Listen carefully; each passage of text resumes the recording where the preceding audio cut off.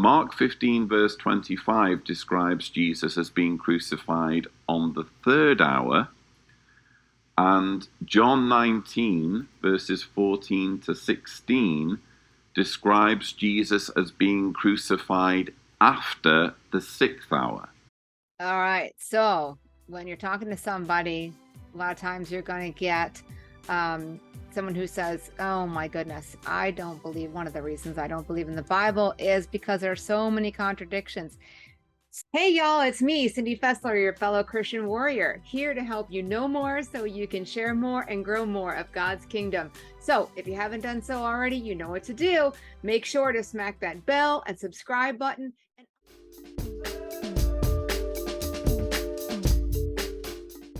And this will be an ongoing series on these contradictions because there's a lot of them that people come up with. I know some people say, oh, there's hundreds. I don't know. People say maybe there's thousands of them. Who knows where they get these numbers from, but don't be deterred when they come out with stuff like this. And once again, this is stuff that they maybe see online, but let's talk about some of them. I find this stuff fascinating and it helps. Mark 15:25, it was the third hour when they crucified him. Versus John 19:14 through 16, it was the day of preparation of Passover week, about the sixth hour. Here is your king, Pilate said to the Jews, but they shouted, take him away, crucify him. Shall I crucify your king? Pilate asked. We have no king but Caesar, the chief priests answered. Finally, Pilate handed him over to them to be crucified. So the confusion here results from not understanding that the Jews and Romans reckoned time differently. Based upon the Jewish method of sunup to sundown for telling time, see Mark 15:25, Jesus was crucified at approximately 9 a.m. John, using the Roman method of counting the hours from midnight, John 1:39, 4 through 6, and 4:52, notes that it was about the sixth hour when Pilate sentenced Jesus to be crucified. See John 19:14. So this would have been around 6 a.m. when Jesus was sentenced. The crucifixion would have happened after the sentencing, approximately 9 a.m. Just there it is. Mark 15:40 versus John 19:25, Mary's position at the cross. So Mark 15:40 says Mary was far off from beholding the crucifixion, versus John 19:25, which says she stood at the cross. Well, since the entire time of Jesus' hanging on the cross was 3 hours, it's highly likely that both statements are true. Think about it. This discrepancy can be easily understood by thinking about the vantage point of the witnesses. The women and John could have stood farther away as the Romans actually performed the crucifixion, then drew closer to Jesus after he had been hanging on the cross for a while. When the soldiers returned to break the legs of each, they would have withdrawn again. This is not only plausible, but reads quite naturally and would be what you would expect given the fear of the Jews that they would have had for the Roman crucifiers, right? And again, Jesus's legs were not broken. The two gentlemen on either side of him, their legs were broken. So when the Romans soldiers came back to break the legs of the two guys hanging on either side of him, they would have pulled back and been afraid and gone away. So at the cross, away from the cross, depending on what was going on with the actual crucifixion, explains it perfectly. So John 13:38 versus Mark 14:68, the timing of Peter's denial. So John 13:38 says, the rooster shall not crow till thou hast denied me 3 times, versus Mark 14:68, which says the rooster crowed after the first denial. Tradition holds that Mark received much of his gospel accounts from Peter, so it's no surprise that Mark would have detail about this incident that others miss. In Mark's gospel, Jesus tells Peter, before a rooster crows twice, you will deny me 3 times.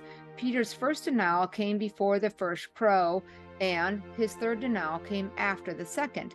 However, to think that this is a mistake is still not accurate. Eric Lyons at Apologetics Press gives a good analogy of a family attending a football game. The parents make plans to meet their son outside the gate after the buzzer sounds. Now, in football, there are 4 buzzers. one for each quarter. However, we would understand intuitively that the parents meant after the last buzzer sounds, right? The passage above is similar. In the ancient world, many held that a rooster would crow first at about midnight or 1 a.m., but this was an insignificant action. The crowing that everybody focused on was the crowing near daybreak, which would be the second crowing. So Mark simply gives us more detail than Matthew does, but the end result is the same. Acts 9:7 versus Acts 22:9. Versus Acts 26:14. So we've got three different sections here. Paul's legitimacy as a witness. Paul of Tarsus lies each time he tells the story of meeting Jesus on the road to Damascus. Paul, a liar, wrote half of the New Testament, so therefore the apostles considered his preaching a falsehood. Wow. Who'd like to hear that one? Well, you're witnessing to somebody, right? Not good. So let's challenge that. I would challenge this claim made outright. To call Paul a liar and to say the apostles considered his preaching a falsehood flies in the face of everything we know about the early church. In fact, Peter calls Paul's New Testament writings scripture, and he puts them on par with the Old Testament scriptures, which would have been a big deal. You can see 2 Peter 3:15 through 16 for that. Where does the accuser, where does this non-believer get the idea that Paul was rejected by the other disciples? Well, this type of objection requires proof before it can be taken seriously.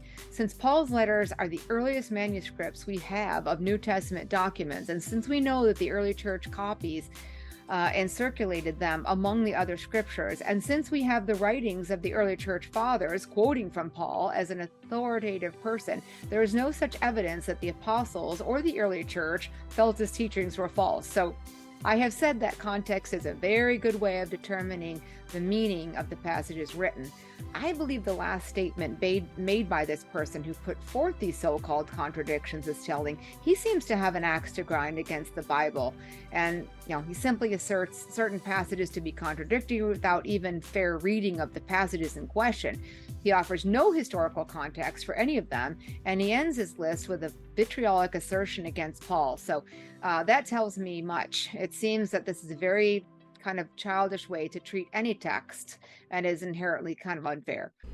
So let's go ahead and clear up one of the sections of text that this person may be talking about. As Paul relates his conversation experience to an audience in Jerusalem, he says, "They that were with me saw indeed the light and were afraid, but they heard not the voice of him that spake it to me." Acts 22:9.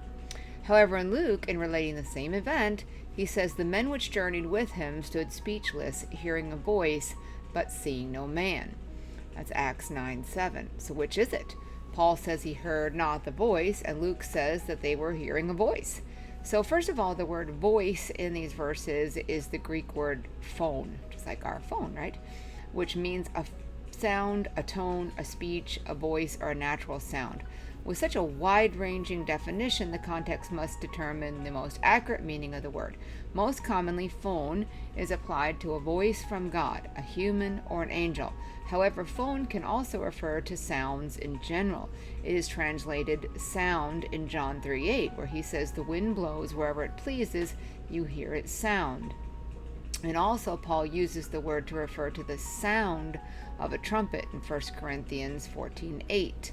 The flexibility of phone, the word phone, is quite evident in Revelation 1:15, where it says, "His feet were like bronze glowing in a furnace, and his voice," once again phone, "is like the sound," phone, "of rushing waters." Here, the identical Greek word is translated two different ways.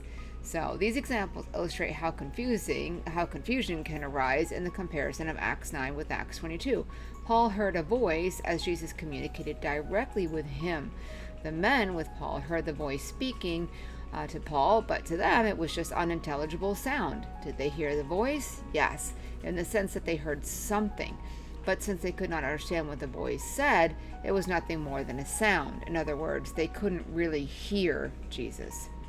So that version clears up the seeming contradiction nicely. Here's this version here, the ESV version. "Those who were with me saw the light, but did not understand the voice of the one who was speaking to me." Acts 22:9. And "they heard the sound, but did not see anyone." Acts 9:7. Not understanding the voice, but hearing the sound is a good description of what happened.